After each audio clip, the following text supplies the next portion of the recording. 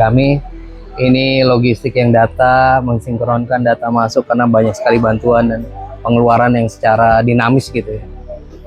Jadi kami berharap ya segera pulih gitu ya, segera pulih akses, kemudian segera pulih juga masyarakat diberikan kesabaran, kami juga diberikan kekuatan dalam melaksanakan tugas.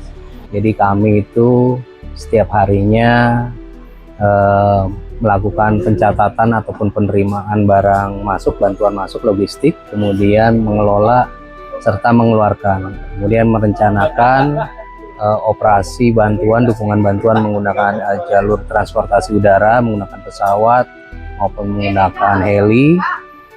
Kurang lebih setiap harinya kami melaksanakan minimal 20 sorti, tapi tergantung dengan cuaca maupun waktu pastinya.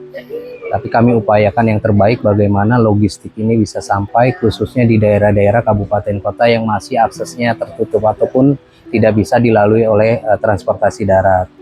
Jadi harapan kami secara optimal, kami luar biasa berjibaku gitu ya. Kami berharap segera pulih Aceh, masyarakatnya juga diberikan kesabaran untuk melanjutkan gitu ya perjuangan hidupnya.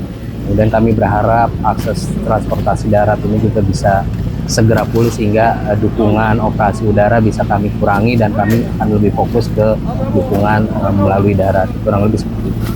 Mungkin boleh dijelaskan juga Pak terkait apa kendala saat ini dari BNPB dalam terkait dengan logistik ini. Kemudian kita dari mana-mana saja Pak logistik yang diberikan? Iya, kalau logistik itu hampir dari semua kementerian, lembaga, swasta, masyarakat, mereka sangat luar biasa gitu ya. Begitu melihat saudara kita di Aceh terkena musibah, mereka mengulurkan tangan. Memang sekali lagi karena keterbatasan transportasi, khususnya untuk daerah-daerah yang memang terisolir, proses pengiriman juga banyak dari Jakarta, juga barang bantuan cukup banyak. Mereka harus antri di Halim, mereka akan kirimkan melalui, kami juga sewa pesawat kargo untuk dukung, sekaligus teman-teman TNI juga menggunakan Hercules, menggunakan seluruh alutsista yang dimiliki untuk mendorong ketiga provinsi yang terdampak. Kemudian ketika tiba di sini kami melakukan perencanaan bagaimana pengiriman setiap paginya. Satu armada itu rata-rata 2-3 kali sorti untuk melakukan proses dukungan logistik via udara. Jadi memang upaya-upaya optimal yang kami lakukan masih butuh banyak effort gitu ya.